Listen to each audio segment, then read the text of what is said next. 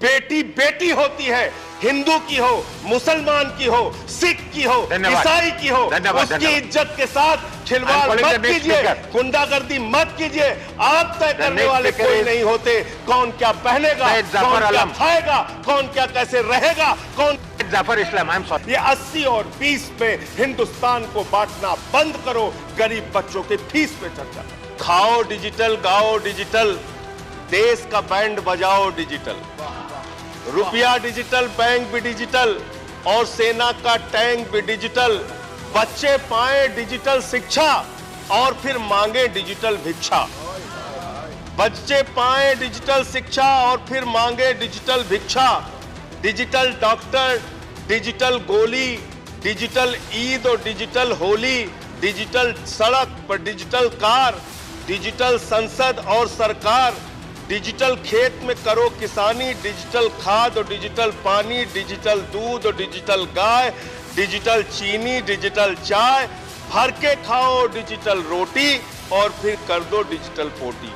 ये इस बजट के बारे में एक कवि की प्रतिक्रिया है मान्यवर। और जो इस सरकार के दावे हैं उस पर थोड़ी बात कर लेते हैं मान्यवर। इन्होंने कहा है कि 60 लाख नौकरियां देंगे। मैं पूछना चाहता हूं, आपने तो स्वयं स्वीकार कर लिया, पहले तो आप 2-2 करोड़ करके लोगों को मूर्ख बनाते रहे और अब आप खुद स्वीकार कर रहे हैं कि 2 करोड़ आपके बस की नहीं है। अब आप 60 लाख नौकरियां देने की बात कह रहे हैं। और आप नौकरियां कैसे दे रहे हैं नौजवानों को मान्यवर? 35,000 रेलवे भर्ती के लिए 1 करोड़ नौजवानों ने उसमें फॉर्म भरा और उसके बाद जब उसका परिणाम आता है उसमें घोटाला और गड़बड़ी की जाती है। जब वो नौजवान सड़क पर नौकरी मांगने के लिए निकलते हैं उनको लाठियों से पिटवाया जाता है प्रयागराज में, उनको पटना में लाठियों से पिटवाया जाता है, घर में घुस के लाठियों से पीट पीट के आप नौकरी दे रहे हैं, आंसू गैस के गोले छोड़ छोड़ के आप नौकरी दे रहे हैं। आप कर्मचारियों की बात इस बजट में कर लीजिए मान्यवर। जब कर्मचारियों की चर्चा होती है, पूरे देश के कर्मचारियों की एक ही मांग है, पुरानी पेंशन की बहाली की जाए, पुरानी पेंशन की बहाली की जाए। 40 दिन कोई सांसद और विधायक रह लेता है, पूरे जीवन भर उसको पेंशन मिलती है। 40 साल कोई कर्मचारी नौकरी करता है, उसकी पेंशन आपने खत्म कर दी। पेंशन तो छोड़िए, टैक्स के राहत की उम्मीद थी कर्मचारियों को, आपने इस बजट में वो भी नहीं दिया। इसके साथ साथ मान्यवर आपने इस बजट में किया क्या है? 22 तक सबको घर देने की आपकी योजना थी। वो 22 तक घर देने की योजना भी पूरी तरीके से जमीन पर उतर के नहीं आई, वो भी फेल साबित हुई। जब आपसे पूछा जाता है सरकार की उपलब्धि क्या है, सरकार की आमदनी क्या है, आप सीना ठोक के कहते हैं अरे हमने तो आमदनी बढ़ा दी, देश का एयरपोर्ट बेच दिया। फिर आपसे पूछा जाता है कुछ आमदनी बढ़ी क्या सरकार की, कहते हैं हाँ बिल्कुल बढ़ा दी, steel authority of India limited बेच दिया, कोल इंडिया बेच दिया, बीपीसीएल बेच दिया, LIC बेच दिया, बैंक बेच दिया, पोर्ट बेच दिया, सब कुछ बेचने का काम किया।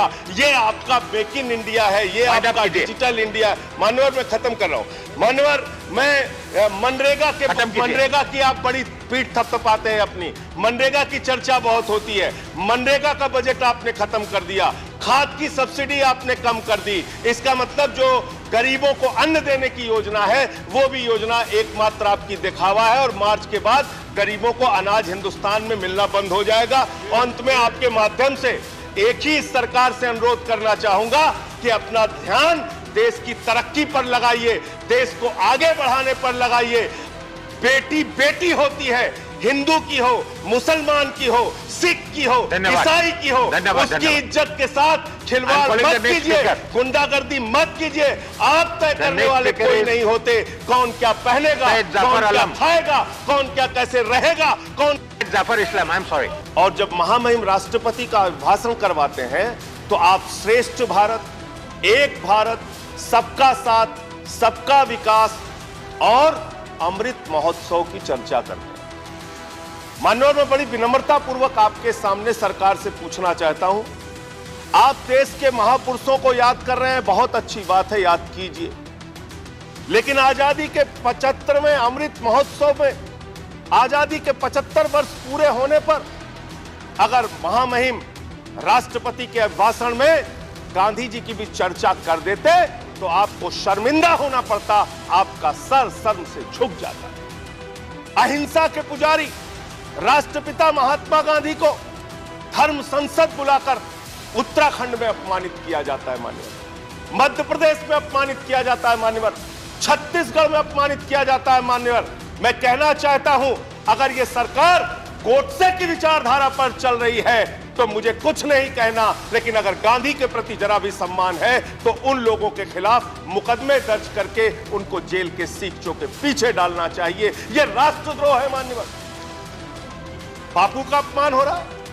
दुनिया के किसी देश में चले जाइए, आप कहते हैं हम भारत से आए, लोग कहते हैं गांधी जी के देश से आए। उस महात्मा गांधी का अपमान इस देश में हो रहा है मान्यवर, आजादी के 75वें साल में, और सरकार खामोश, प्रधानमंत्री जी खामोश, कोई उसकी चर्चा नहीं करते, क्योंकि कहीं ना कहीं भारतीय जनता पार्टी जिस विचारधारा से आती है वो विचारधारा गोडसे को महिमा मंडित करने की विचारधारा है, गांधी के विपरीत काम करने वाली विचारधारा। दूसरी बात मान्यवर, सबका साथ सबका विकास का जिक्र किया गया। एक तरफ आप सबका साथ सबका विकास का जिक्र करते हैं, दूसरे तरफ आपके नेता उत्तर प्रदेश के मुख्यमंत्री कहते हैं, आदित्यनाथ जी भाषण देते हैं, यूपी का चुनाव 80 और 20 पर होगा, 80 और 20 पर होगा। ये 80 और 20 क्या है? मैं आपसे पूछना चाहता हूं बड़ी विनम्रता पूर्वक, वो कोरोना की महामारी में जो लाखों लोग मारे गए वो 80 में आते हैं कि 20 में आते हैं? वो किसान जो 1 साल तक सड़कों पर बैठा रहा, 750 किसान शहीद हो गए, वो 80 में आते हैं या 20 में आते हैं? वो खुशी दुबे उत्तर प्रदेश की बेटी जो 1.5 साल से जेल में सड़ रही है, वो प्रभात मिश्रा जिसका फर्जी इनकाउंटर हो गया, वो हाथरस की बेटी जिसको रात में 2 बजे जला दिया गया, वो नौजवान जो लाठियों से पीटे जाते हैं मान्यवर, वो 80 में आते हैं या 20 में आते हैं? ये 80 और 20 में हिंदुस्तान को बांटना बंद करो। गरीब बच्चों के फीस पे चर्चा करो, तरक्की पर चर्चा करो। आप किस ओर हिंदुस्तान को लेकर जाना चाहते हैं? क्या आप करना चाहते हैं? आपने श्रेष्ठ भारत कहा, 17वें पॉइंट को मैं पढ़ रहा था मैंने, श्रेष्ठ भारत, और इस श्रेष्ठ भारत के साथ आप क्या कर रहे हैं? माननीय गृह मंत्री जी बयान देते हैं मुजफ्फरनगर में जाके, दंगे याद है ना?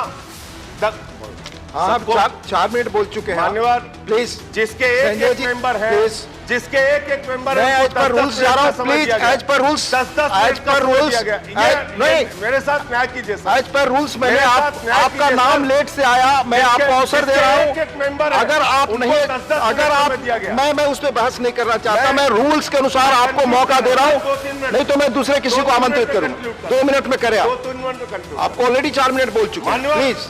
मान्यवर, मैं बड़ी विनम्रता पूर्वक आपसे कहना चाहता हूं, हमारे देश के गृह मंत्री, इस भाषण में श्रेष्ठ भारत की बात कही गई। वो भारत श्रेष्ठ है, श्रेष्ठ था, श्रेष्ठ रहेगा, लेकिन उस श्रेष्ठ भारत को आप दिन रात पाकिस्तान से डराते हैं। बिहार का चुनाव होता है, पाकिस्तान से डराते हैं। यूपी का चुनाव होता है, पाकिस्तान से डराते हैं। पंजाब का चुनाव होता है, पाकिस्तान से डराते हैं। अरे पाकिस्तान से डराना बंद करो। हम 130 करोड़ हिंदुस्तानी हैं, हम किसी पाकिस्तान से नहीं डरते। अगर भाजपा के लोगों को डर लगता है तो चुनाव प्रचार में निकलना बंद कर दीजिए, लेकिन पाकिस्तान की चर्चा चुनाव में मत कीजिए। चैनल को सब्सक्राइब करें और घंटी जरूर दबाएं।